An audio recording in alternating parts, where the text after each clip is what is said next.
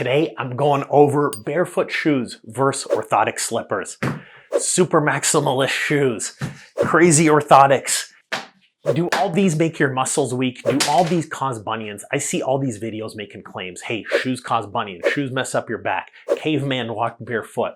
What are the lies, the myths, the secrets of barefoot walking? I'm going to tell you in this video. We're going to go over all the research, my experience seeing thousands of patients, and we're starting now. So I know that was kind of a sensationalist intro. I actually love barefoot walking. I do it a lot myself. I've seen patients have great results and I've seen patients suffer. There's so many lies. There's so many myths out there.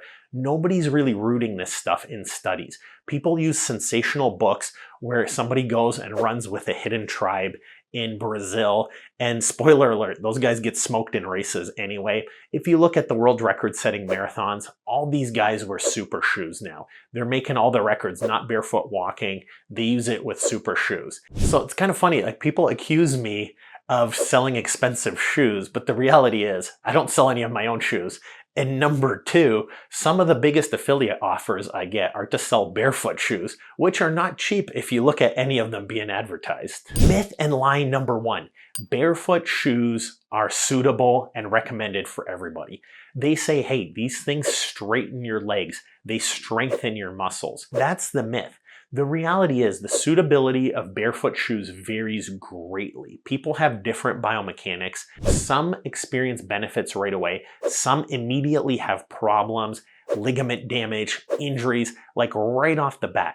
And then the next claim is, hey, you just haven't given enough time, but my patients are actually developing stress fractures and damage. A relevant study to this is Hollander in 2015 in the Journal of Foot and Ankle Research highlighted that even individuals that wear minimalist shoes have a high variability in their walking over a long period of time.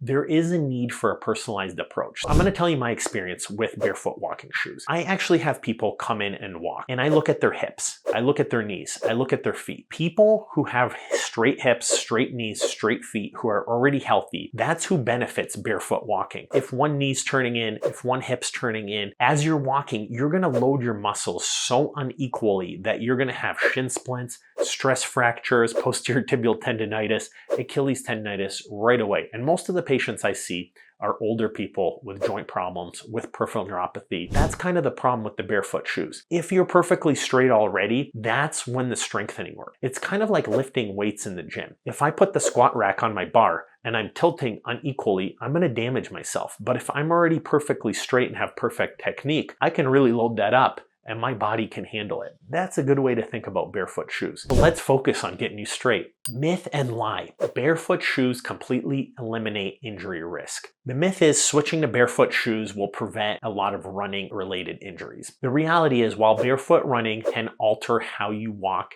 and run, what they do is they shorten your steps. You take shorter, choppier steps. So there's less bend through your hips, less bend through your knees, less bend through your ankles. For a lot of people, that extreme range of motion is what causes tendonitis or joint problems. For those people, and especially younger people, that makes a huge difference. Other types of people, if you're stiff, if you weigh a lot, you're going to develop ball of the foot pain, heel pain, plantar fasciitis pain potentially. A study in 2013 by Ridge in Medicine and Science and Sports and Exercise found that bone marrow edema in people's feet, so that means bone swelling, dramatically went up in the first month or two while barefoot running. So there is a lot of bone risk. It's not that you're risk-free.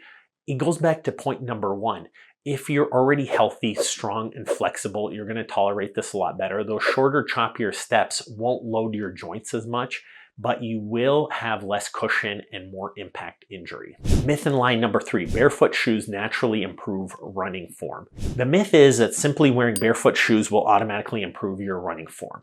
Barefoot running does encourage more of a forefoot strike. You take shorter, choppier steps, and it does force you to consciously focus on your technique, which is good. You can develop some bad tendencies with supportive super shoes, whereas barefoot shoes do make you walk with shorter, choppier, more focused steps. The Journal of Sports Medicine and Physical Fitness in 2016 by Fuller showed that barefoot running does change your strike pattern but it doesn't necessarily alter injury risk. Myth number 4, transitioning to barefoot shoes is quick and easy. The reality is it's not easy. It can take a long time. If you're young, healthy, and fit, you will transition. A study in 2018 by Johnson in the Gait and Posture Journal highlighted the need for gradual transition, and we're talking months and months. I have a great guide on a walking program, how to start a walking program if you're older, if you're stiffer, but I always tell people start slow for about 6 weeks.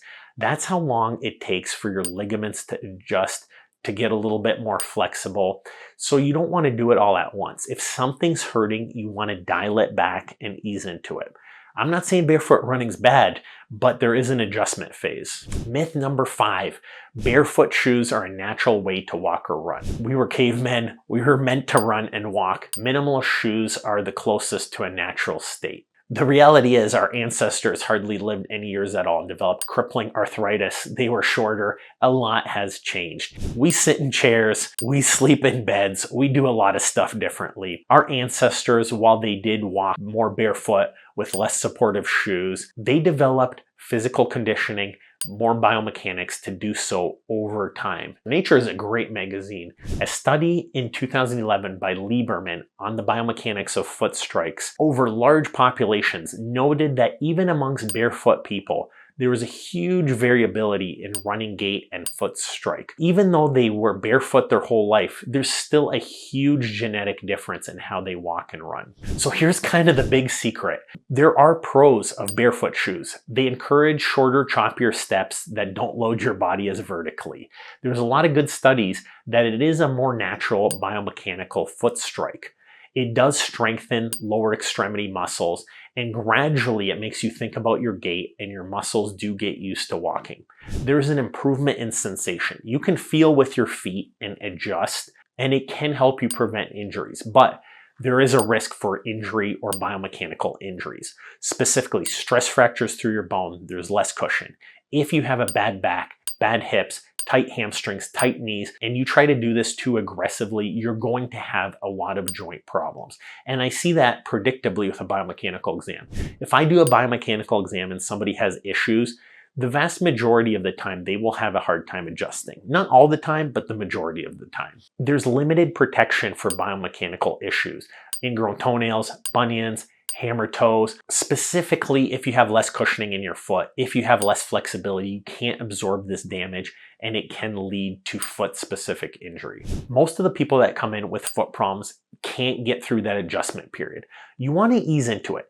Do a little bit of barefoot walking during the day, but wear good supportive shoes, good supportive orthotics to let your joints, your muscles heal.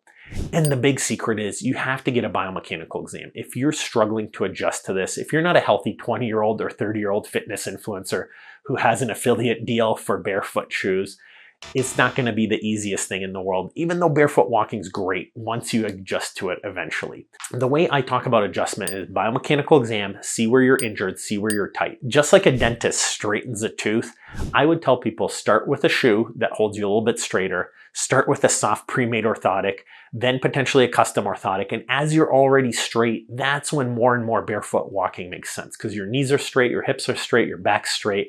It's then easier to adjust.